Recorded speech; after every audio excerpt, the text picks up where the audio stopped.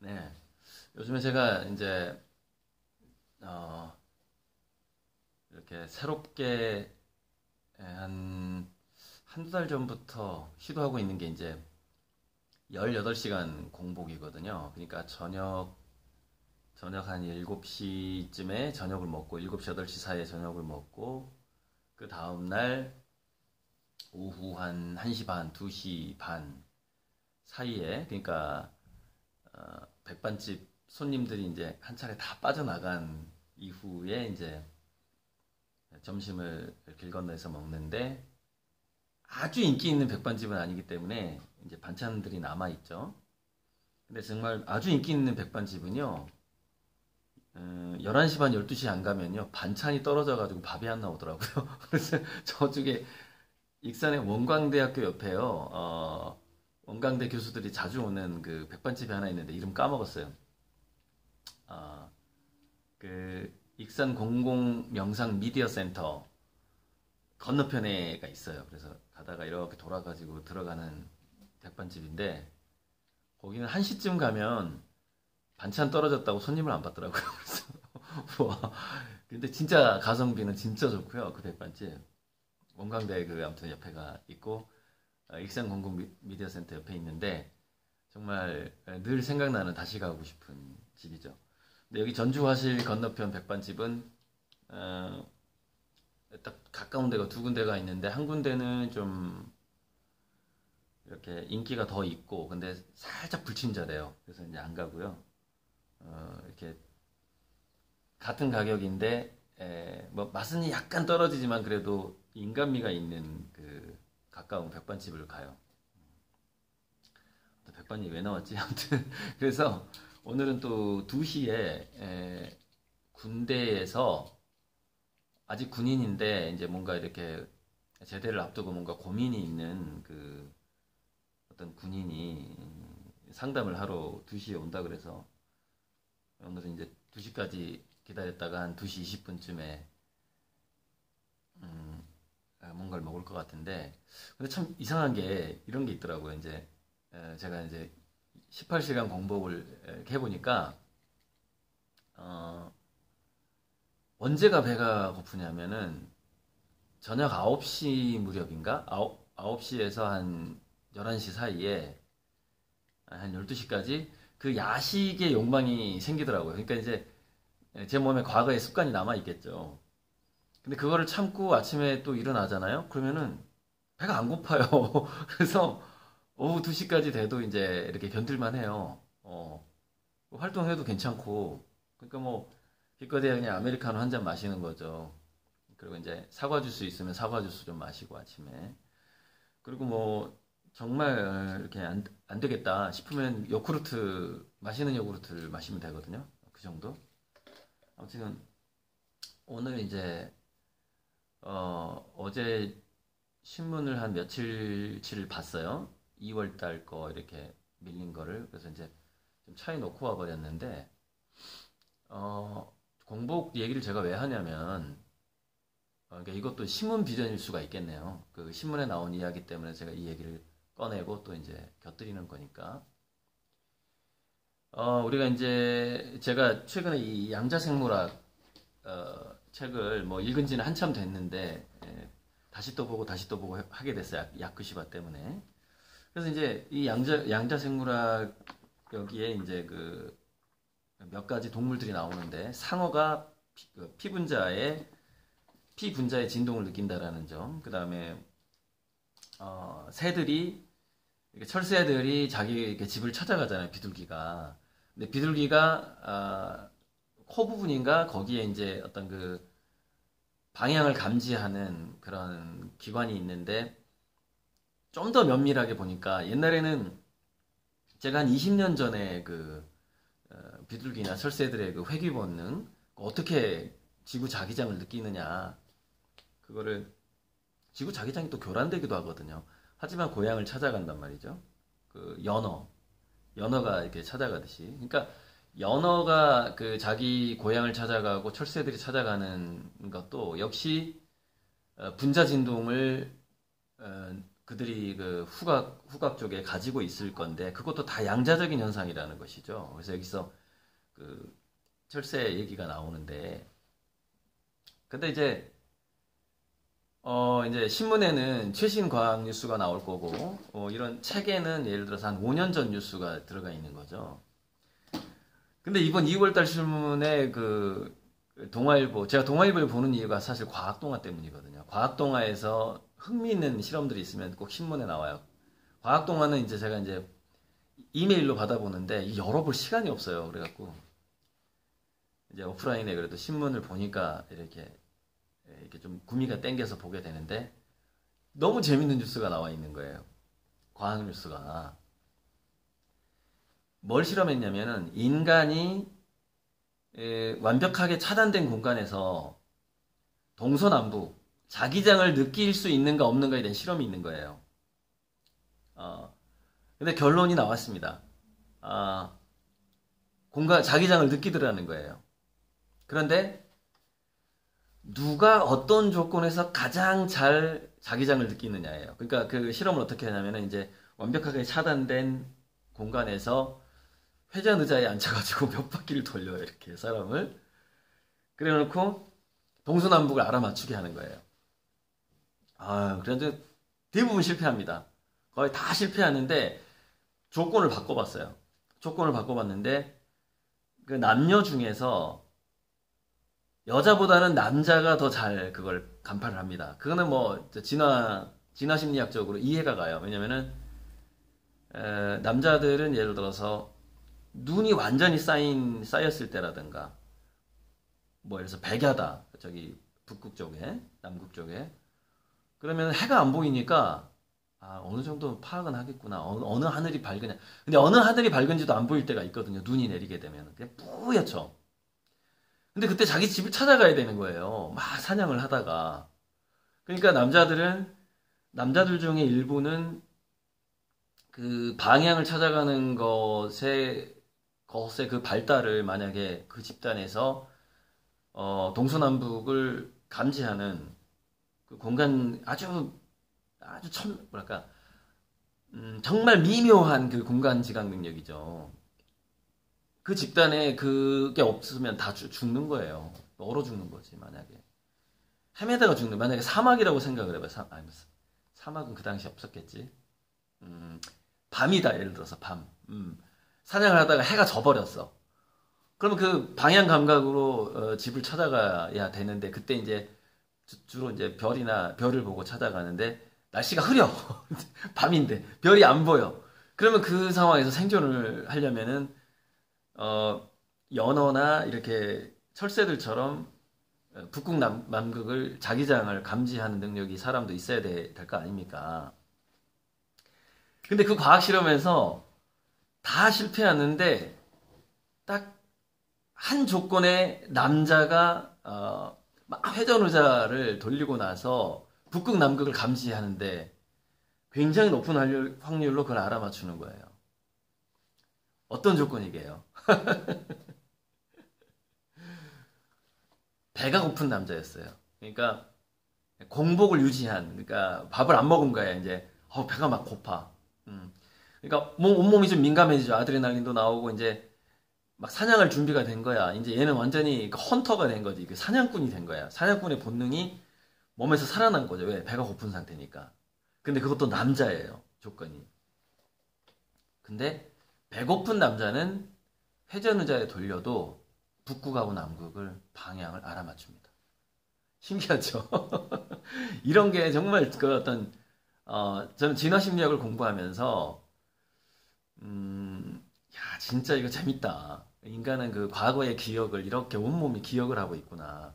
여자들은 사실 북극하고 남극을 구분할 필요가 별로 없었잖아요. 근데 그게 남자가 됐을 때 그 DNA가 활성화되고 그 감각이 이제 어떤 그 양자 정보에 있는 그 감각을 사실은 양자 정보에는 모든 정보를 갖고 있는데 중요한 건 뭐냐면은 그걸 중계해주는 센서가 없는 거죠. 그러니까 그 중계해주는 센서를 살려내는 것도 역시 어떤 DNA의 어떤 뭔가 발현이 돼야만이 그게 가능한데 남자도 배가 부르면 그게 발현이 안 되더라는 거예요.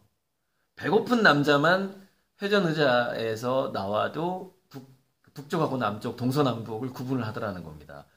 북쪽만 뭐 찾으면 동서남북은 저절로 나오는 거니까, 동서쪽은. 아주 재미있는 기사를 봤어요. 그래서 제가, 이제 이런 생각을 해본 거예요. 자, 저녁 7시에 저녁을 먹고, 공복을 유지한 상태로, 새벽 3시 반이나 4시 반에 일어나서, 살짝 배고픈 상태로 그림을 그린다거나, 할 때, 뭔가 더 원초적이면서도, 내 몸속에 있는 그 양자 정보하고도 더 연결되면서도 하는 그런 어떤 영감이라든가, 몸짓들이 훨씬 더 좀 원초적인 에너지와 연결이 될 것 같다. 그 기사를 보고 이제 제가 이제 느낀 거예요. 그러니까 지금도 저는 이제 공복 상태인데, 어제 7시쯤에 밥을 먹고 지금 현재 11시 40분이거든요. 그리고 이제 커피 한 잔 한 정도고요. 그래서 제가 좀 더 이제 그 과학 기사를 보고 좀 더 확신을 갖게 된 거예요. 그러니까 저녁에 이제 어쩔 수 없이 술을 먹게 된 날은 사실 공복을 유지할 수가 없죠. 이제 저녁에 어떤 사람이랑 인간관계 때문에 어쩔 수 없이 이제 술을 한 잔하고 안주를 먹게 되면은 이제 18시간 공복은 깨지는 거죠. 그래서 18시간에서 조금 길면 20시간 공복. 이거는 뭐 사실 간헐적 단식이라기보다는 뭐야? 잠깐만 20시간이면은 하루가 24시간인데 어떻게 되는 거야? 하긴 뭐 그 다음 날로 넘어가니까 8시간 동안에 뭔가 먹는 타임은 확보가 되네요. 그러니까 그 공복을 다룬 어떤 책에서 이렇게 얘기하더라고. 8시간, 8시간, 8시간이 있는데 8시간은 뭔가를 먹는 시간, 8시간은 뭔가를 소화시키는 시간, 8시간은 공복을 유지하면서 몸을 정비하는 시간, 각종 뭐 이런 식으로 생각을 하더라고요. 그러니까는 16시간의 공복은 좋은 거죠. 8 플러스 8이니까 38, 24 했을 때. 그러니까 그거를 저는 이제 조금 더 이제 강력하게 18시간 이제 공복인데, 사실 뭐 이렇게 그림 그리고 일하다 보면은 18시간, 20시간이 되는 경우가 저절로 생겨버리더라고요. 그러니까 그거는 이제 어떤 예술가나 뭔가에 이렇게 몰입하는 사람들만이 이제 시간 가는 줄 모르고 뭔가를 할 때 이제 그게 20시간 공복이 돼버리는 거죠. 아무튼 그 부분이 재밌었고요. 그 과학 기사를 이제 꼭 전달해주고 싶었어요. 그러니까 저는 굉장히 흥미로웠어요. 왜냐면 그동안 읽었던 책이라든가 이 것들이 이렇게 딱 연결이 되는 거예요. 진화 심리학이랑. 이게 이제 그 뭔가가 연결될 때 그 쾌감이 있거든요. 이 호기심이 많고 뭔가 막 이렇게 책을 읽는 사람들은 그 쾌감이 대단한데, 배고픈 남자만 동서남북에 대한 감각이 살아나더라. 너무 재밌었어. 자, 아무튼 그건 이제 오늘 또 좋은 소식이 하나 있는데, 좋은 몇만 얘기를 유튜브에서 할게요.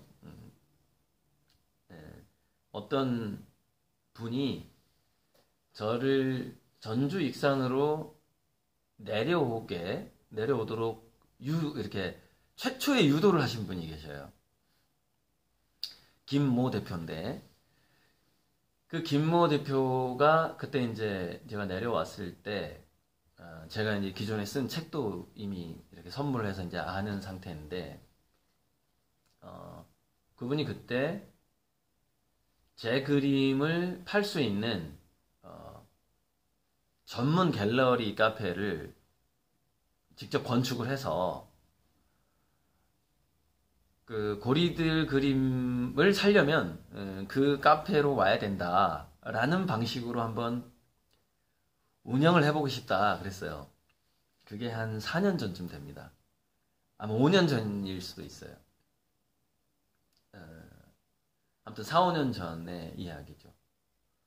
그래서 그때는 저는 가난하기도 하고 작업실도 없고 그래서, 그러면은 그 갤러리도 갤러리 전시장도 오픈하시고 내가 그림 그릴 수 있는 공간 50평만 좀 마련을 해줘라. 그리고 가족이랑 와야 되니까 그 공간 옆에 집도 하나 이렇게 있어야 되지 않겠느냐. 근데 그때는 뭐 제가 뭐 그림이 팔릴 때도 아니고 제 그림이 좋다 나쁘다 뭐 이렇게 뭔가 그분이 글쎄 알아볼 만한 그런 건 아니고 어쨌건 어쩌면 스펙을 보지 않았을까 싶기도 해요. 제가 이제 대상 받은 것도 알고 있고 또 서울대 나왔고 하니까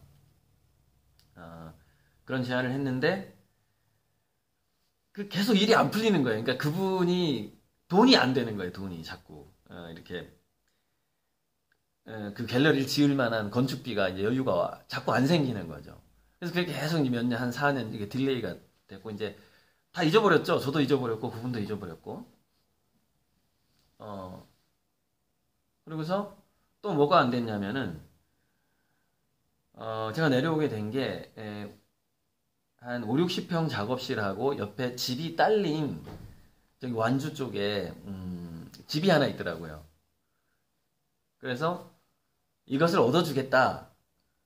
월세를 이걸 얻어줄 테니까 내려오겠느냐. 그래서 저는 이제 이사 갈 준비를 이제 한 5년 전에 광명시에서 내려올 준비를 한 거죠. 광명시도 아주 6평짜리 집에서 살고 있었어요. 그러니까 그림 그리는 공간은 월세 15만 원짜리 어떤 거기에 재개발 구역인데 15만 원짜리 한 8평짜리를 작업실을 쓰고 있었고 사는 집이 6평이었고 작업실이 8평이었어요. 그때 광명시에서 비닐하우스 불나고 나서 이제 30평짜리 그 작업장이 불나가지고 이제 손실을 많이 보고 나서 이제 다시 회복을 하기 위해서 6평 집에 살면서 그때 이제 제가 재혼을 했죠. 2014년에. 그리고 작업실이 8평이었고 그 결혼하기 전에 그 8평 공간에서 제가 라면을 이렇게 끓여주고 제가 직접 키운 그 매운 고추를 라면에 잘라 넣어가지고 이제 지금 아내한테 이렇게 끓여주면 세상에서 가장 맛있는 라면이라고 그랬어요.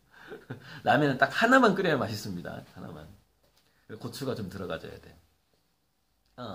아무튼 그랬는데 어쨌건 계속 안 되는 거예요. 무슨 냐면 그 집이 집주인하고 연락이 안 되는 거예요. 그 월세를 얻고 싶어도. 근데 저는 이제 그 집이 굉장히 마음에 들었거든요. 그 옆에 저수지도 있고 좀 걸어가면 저수지도 있고 뒤에 야산도 있고 막 강아지도 키울 수 있고 야 이거 얻으면 진짜 좋겠다. 그러고서 여기서 작업하고 이분이 갤러리를 이제 신축을 한다니까 거기서 내 그림을 팔면 좋겠는데 그 당시에 조건은 뭐였냐면 그게 전속이라는 조건이 있었어요. 그러니까 저한테 전속과 독점을 요구하는 두 번째 후원자죠. 처음에 어떤 후원자가 저한테 정말 깜짝 놀랐는데 3천만 원을 후원을 해주고 앞으로 평생 그리는 그림의 판매권을 자기가 갖겠다는 거예요. 우와 놀랍지 않습니까? 3천만 원에 저를 노예로 만들겠다는 거랑 똑같잖아요. 그래서 제가 그 3천만 원 후원을 어떻게 받았느냐면은 독점은 안 되고 그건 안 되고 한 5년 동안 팔리는 그림에 한해서 5대5로 나눠 갖자. 그리고 그 돈은 내가 투자로 인식을 하고 어떻게든 3배를 갚겠다. 당신이 3천만 원을 나한테 후원을 해주면 내가 그것을 길게 잡아도 10년 내에 9천을 갚겠다. 그리고 그동안 판매되는 그림은 5대5로 나눠 갖자. 이런 조건으로 제가 그 돈을 받았어요. 근데 아직 그 돈을 못 갚고 있는데 한 9천에서 1억을 갚아야 되잖아요. 근데 이제 실은 법적으로는 그게 투자였기 때문에 내가 좀 알아봤는데 그때 이제 금융위기가 오고 2008년 금융위기가 오고 2009년에 이제 미술품 경기가 확 줄어들었어요. 그러니까 그 투자가 언제 들어왔냐면 2007년에 들어왔어요. 그때 우리나라 미술품이 이렇게 가격이 올라갈 때였어요. 그래서 이제 누구 없나 해서 이제 저를 찾은 거죠. 그 사람이. 근데 그게 투자였기 때문에 사실 내가 말은 그렇게 했어도 갚을 의무는 없다 그러더라고요. 그 아는 분이. 근데 저는 제가 말한 게 곧 약속이기 때문에 그리고 지금 10년이 넘어버렸잖아요. 그러니까 9천만 원이 아니라 플러스 1,000 해서 이제 1억을 갚을 거예요. 그분한테. 갚을 건데. 그러니까 제가 이제 제 작업실 마련이 점점 늦어지는 거죠. 왜냐면 과거에 빚을 청산하고 넘어가야 되기 때문에. 근데 고맙잖아요. 어쨌건 3배 이상은 갚아야 되는 부분인데. 근데 이제 오늘 아침에 그 김모 대표한테 전화가 온 거예요. 전화가 와서 자기가 재력가 한 명을 만났다는 거예요. 재력가 한 명을 만났는데 저수지가 보이는 옆에 부지에다 건물을 신축을 할 거다. 갤러리 카페인데 뭐 레스토랑도 할 수 있고 신축 건물 멋있게 할 건가 봐요.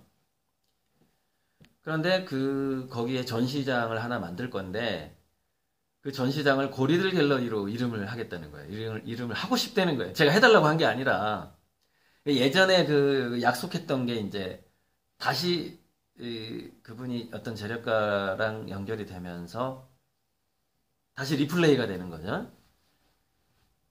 그래서 근데 이제 상황이 달라진 거죠. 그때랑 지금이랑. 그때 뭐 그렇게 뭐 계약서 쓴 것도 아니고. 그래서 이제 상황이 어떻게 달라졌느냐, 뭐 결론만 말씀드리자면 건물이 아주 좋고 풍경이 좋고, 즉 사람들이 이렇게 정말 차를 타고 올만한 전주 변두리래요. 어딘지 몰라요, 저도. 저쪽 무슨 전주에 무슨 조수지가 하나 있는데 그 주변일 수도 있고.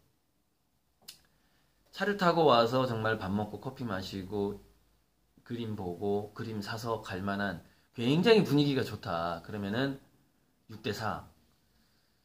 조금 그렇다 그러면 7대3 정도 할 수 있다. 근데 굉장히 여건이 좋으면은 40%까지 주겠다. 그러니까 예전엔 제가 5대5를 이제 그런 후원자들이 생기면 5대5를 얘기했는데 이제 3대7, 6대4로 조건이 달라진 거죠.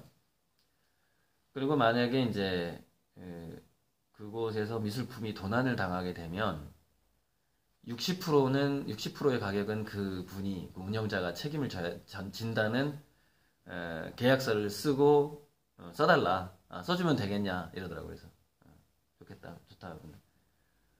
근데 이제 예전에 말했던 것처럼 독점 판매가 가능하냐 이제 이 얘기가 왔어요.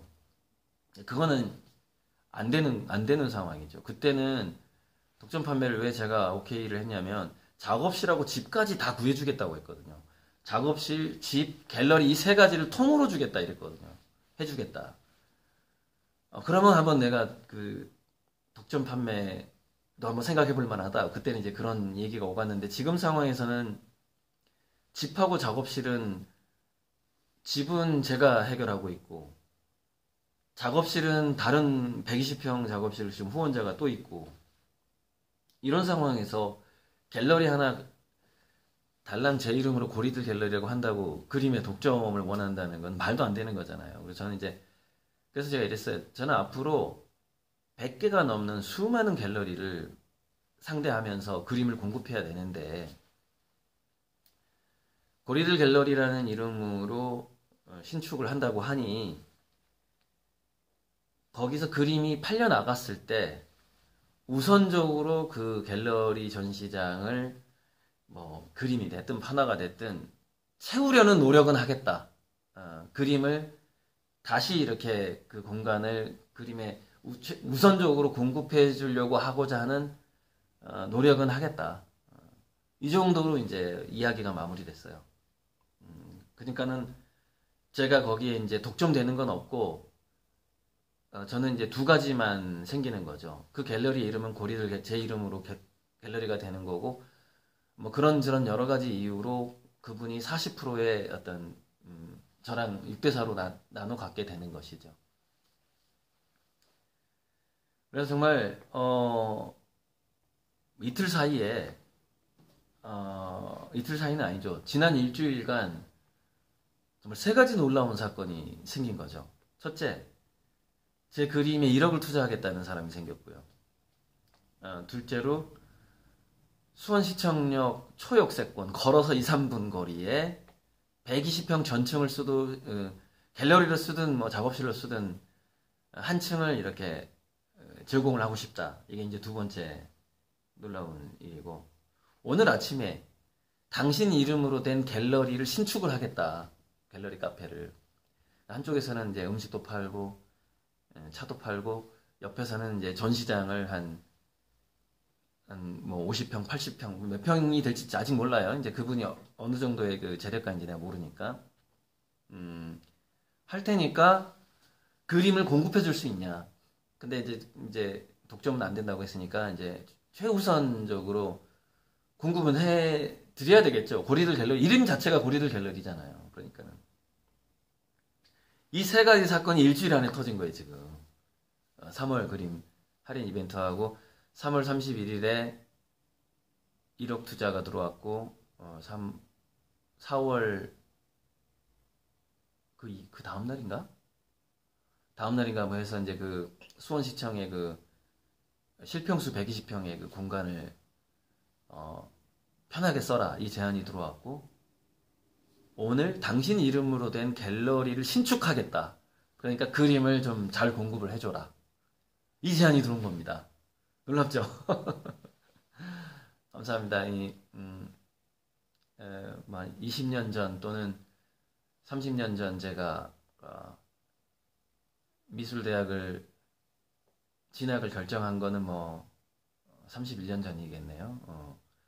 그 전부터 꿈꿔왔던 어떤 일들이 이제 30년 지나서 제가 이제 50세가 되면서 한 계단 한 계단씩 이렇게 만들어져 가는 제가 목표는 이제 어제도 말씀드렸지만